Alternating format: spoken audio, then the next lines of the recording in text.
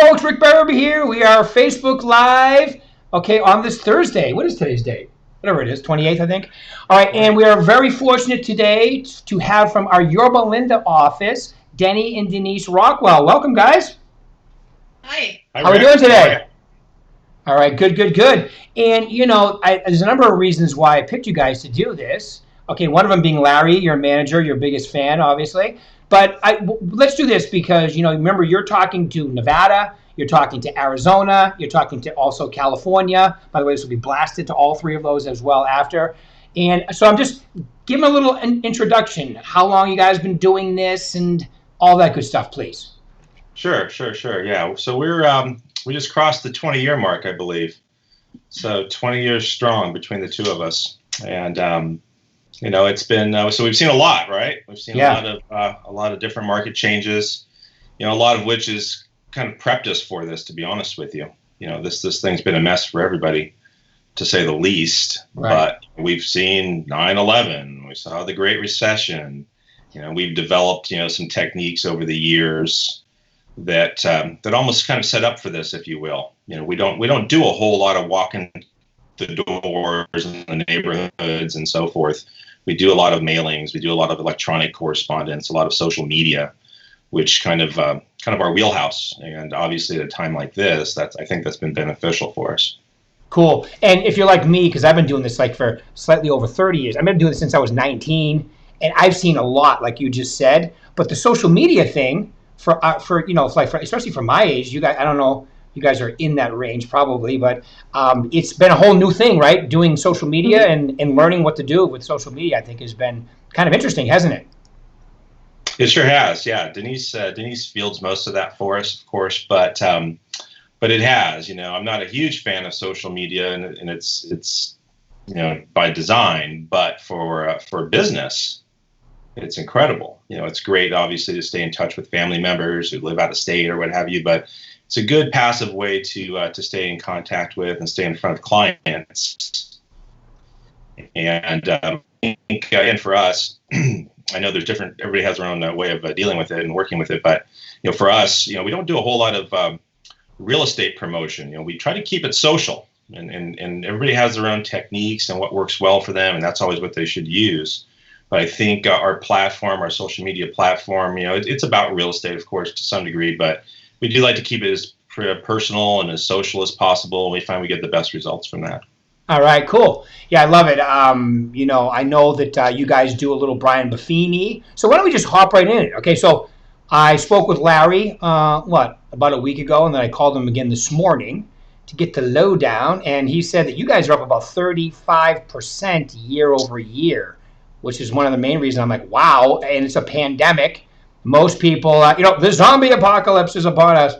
I'm not downplaying it. It's a very serious pandemic, and people are getting sick and dying from it. But it's one of those things where I think it has a lot to do with how you react to it, right? And you guys have increased your business. So tell us how you've done that with all this craziness going on, please. Sure. Yeah. I wish I had a script for that. I don't necessarily, but one thing you touched on it a second ago, but one thing is, you know, we didn't panic over it, right? You know, people, you know, when something terrible happens, you know, kids look to their parents for reassurance, and their kids' reactions are going to be based off of oftentimes how their parents are reacting at the time. So I think we did a pretty good job with not overreacting. You know, I don't know if that's the right terminology, but not letting panic set in. In other words, hey, okay, guys, it's raining today, right?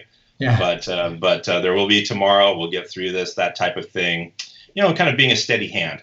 I think that's played out well for us over the last few months.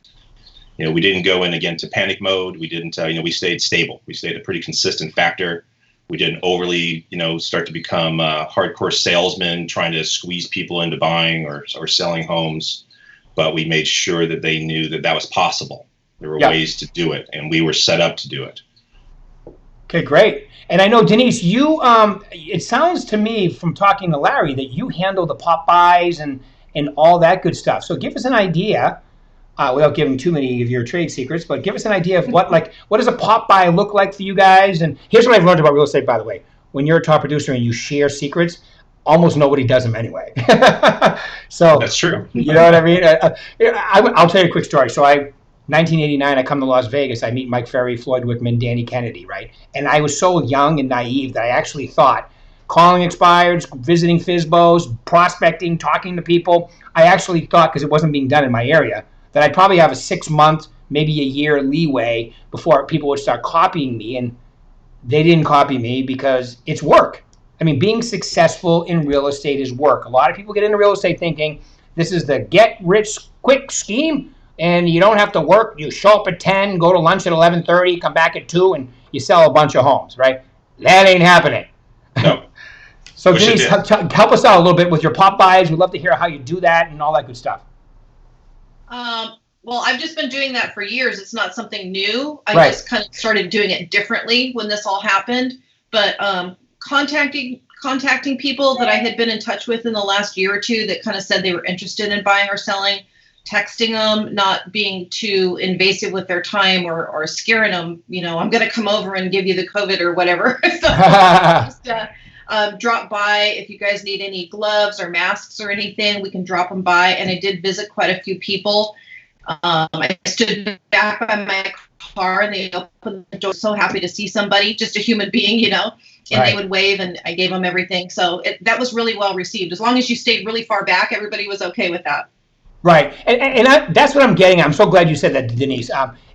You're not doing necessarily anything new. These are the things that you did all the time. You just learned to adjust slightly based on the current situation, right? Right. Yeah. Okay, good. Rather than dropping off real estate information, I would drop off, like Larry, I think, had mentioned, I was making little chocolate covered goodies and dropping those off. Little crafts and dropping those off just to let people know that you're thinking about them. Right. Yeah. And then during the pandemic, it turned to hand sanitizer, gloves, and masks. And yeah, as soon as we could get them. Diane Ray even gave me, I have a black Berkshire Hathaway mask and a Cabernet one. So I'm like very stylish with my masks now. So okay, so that's what you would do during the pandemic. But give them an idea of a typical drop by. A year ago, 2 years ago, what are some of the things that you drop by for them? These people now, I'm assuming when you do drop bys, these are your A-list sphere of influence people, right?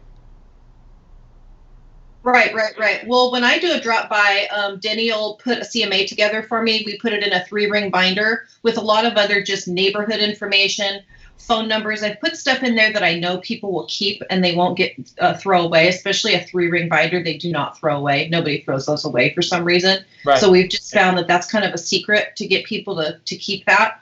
And then just put phone numbers, just miscellaneous information about the city, and just drop it off, ring the doorbell. If they don't answer, send them an email or a text and just let them know, hey, I dropped off some information about the neighborhood. Just wanted to keep you updated on the home values. I know you're always interested, and this is yours to keep. Nothing salesy or anything, but at least they've got it in their hands. Right. Great.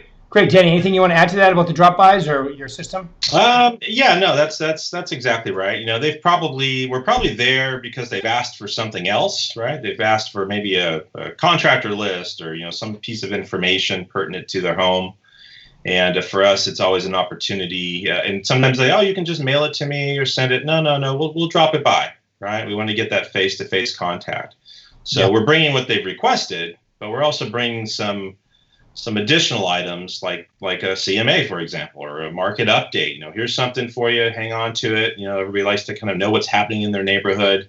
Here you go. And it's a good lead in, I guess. Whatever they've requested, it's a good lead in for getting real estate oriented content in front of them and things that have our smiling faces all over it. So. Good. And you have current pictures of yourself, right? You're not using your high school glamour shots, right? Like some agents do, especially in California. No. Right. Try to stay current. Yeah. My joke with them is, with agents is, if you can't use the picture at the DMV, you can't use it on your marketing, people.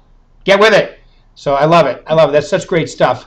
Now, your sphere, just give them an idea of like how many people you have in your sphere, and of those in your sphere, how many qualify for the drop-bys? Like how many people are you visiting? Well, the drop-bys, that just depends. Sometimes that'll be people that I've met at open house, people that have emailed, because you can see I have the little link on our website. People will check their house values every once in a while, and they don't know that you see that. But dropping something off, I put a little cover letter on there, say, hey, we were in the neighborhood and just wanted to let some of the folks in the neighborhood know what their house values are right now. Not that you're stalking them or anything, but just you kind of know that they want something, but it's kind of a way to get in. But as far as like the sphere, we have 6 different farms that we farm to, have about 450. It's not that many. I don't have a huge list, but we've been consistent with them for about 15 years. So it just kind of builds credibility that way. Wow. And all your business comes from your farming and your sphere pretty much, right? Yeah, it pretty much, and referrals. We have so many referrals, probably 50% of our business every year is referral. Yeah. I mean, between referral, past clients, and farm, that's about 80%. That's nice. Good job. That's about 80%. And that's cool, right? Because really those conversations and those meetings are all kind of warm and fuzzy typically. That's good. So 20% of our business will come from maybe a sphere of influence at that point, which probably is where the referrals are actually coming from. But then we get the organic people too, right? The new people we meet at open houses, or the neighbors that we meet just because our signs in the neighborhood. But yeah, most of that business, about a good solid 80%, year after year after year, is coming from those 3 categories: past clients, farm, and referral. And obviously, no magic there. That's all due to us staying in contact with those folks, right? Yeah. One past clients are past clients because you did a good job for them, and they thought enough of you to use you again or refer you out. And again, not disappearing. I wish I did a better job at that 20 years ago. Right. Those first 3, 4, 5 years, I wish I had that mindset. I wish I had the database mentality, the contact list. Right. I didn't. You know what I'm saying? Yeah. But we're very good about that. We're very good at staying in touch with people throughout the course of the year. And again, going back to that whole 35%. I don't know that we did anything too differently during this time, but we had a good, strong fourth quarter last year. Nice. We were very busy, and we were always taught, if you have a good first quarter, you need to have a good, busy fourth quarter. Don't go to sleep type thing. And that's what we do. We don't go to sleep. Yeah, it's the holidays, it's the end of the year, and maybe you're interacting with people a little differently, but you stay up on it, right? And this year that worked out well for us. Good. And your wonderful manager, Larry, just typed in, they generate amazing traffic at their open houses, too. Larry, he is crazy about open houses. And you know what? They're just about to be something in your area again, right? You can start doing those probably relatively soon. I hope so. Hopefully, yeah. We, open houses are open houses, right? But for us, it's a good way to kind of showcase, obviously, the property, get to know the neighbors, of course, all the reasons we do them. But showcase ourselves too. We get to meet and greet a lot of people, a lot of smiling faces there. Great. Yeah. So, it's funny you say that, Denny, too. And is that, the number one answer I hear from top producers like yourself that have been in the business a long time is, God, I wish I had kept track of my CRM from day one like I do now. So all you new or newer people out there, if you keep your CRM organized, great notes. And I find, Denny and Denise, you guys don't have this problem, but the number one reason why people won't ask for referrals is because they didn't do a stellar job at first. If you do a stellar job at first and you under-promise and over-deliver, it becomes easy to keep working these people. So that's message number one, is be organized with that CRM, take great notes, stay in touch with these people. You also have tremendous traffic at your open houses, right? As soon as you can open those up again too. Is there I like to talk in threes. Is there anything else you guys can think of to leave them with today as we wrap up for ideas to to increase your business? Sure. This is small, but this goes into something that we do. We goes into the whole past client thing and the referral process. Everybody has a birthday. And when we have a client, we log their birthday. Every single client, every single year, we reach out, whether it's via social media. I'm big on, it's in my calendar. Everybody's birthday's in my calendar. I see it every morning when I wake up. Oh, it's Joe's birthday today. So Joe's going to get a text message from you or a phone call. Happy birthday. Nothing real estate oriented. But guess what? Maybe he hasn't heard from me directly for a year or whatever it may be. But inevitably, he's thanking me and inevitably he starts to ask some questions. How's the real estate market doing? It's a good lead in, right? It's a good lead in to begin a real estate conversation. And so many bits of information come from those communications, such as, my cousin's thinking about doing something, and I'm going to make sure he gets your number, blah, blah, blah, whatever the case may be. Whereas had I not done that, perhaps nothing would have got connected correctly, if you know what I mean. That's a great tip. So keep track of their birthdays. I know somebody who does that. His name could be Mark Stark. He calls every agent. Yep. He does. Some days that's 3, some days that's 30. Yeah. Right? It makes people feel very special. Yeah, it makes people feel special, and it's not, hey, I'm calling to see if you're interested in selling your house this week. It's not one of those. So. Right. Yeah, and they know what you do, and they probably, a lot of times, this conversation ends with, hey, how's the market? What's going on? You guys doing well? Right? Then it leads you in if you want to do that. But you don't, like you said, you don't have to bring that up. I call that commission breath. When you overstate the fact, of what you do, it's like you just, it's very commission-y. And you don't need to be like that in today's world. People are very intelligent. They know what you do. All right. Yes. Any final thoughts before we end? Not for me. No. Denise? Come on, give us. I would say hit the mail. I know a lot of people don't like doing regular mail anymore, but I've done regular mail for 15 years, and it served us very, very well. U.S. mail. U.S. mail, baby. Snail mail. Yep. That's right. In today's world, well, it's almost different today because not a lot of people do it. So as long as you're following up with the phone calls and the touches like you do, it's awesome. Well, I just want to say thank you very much, guys. Keep rocking. Keep having an incredible year. Thank you very much for taking out 15, 20 minutes of your time today. I'm sure people out there have benefited from it. I can see by the comments. So I look forward to seeing you guys soon. Keep it rocking. Be safe. Woo! All right. Thank you very much. You too. Take care. Thank you.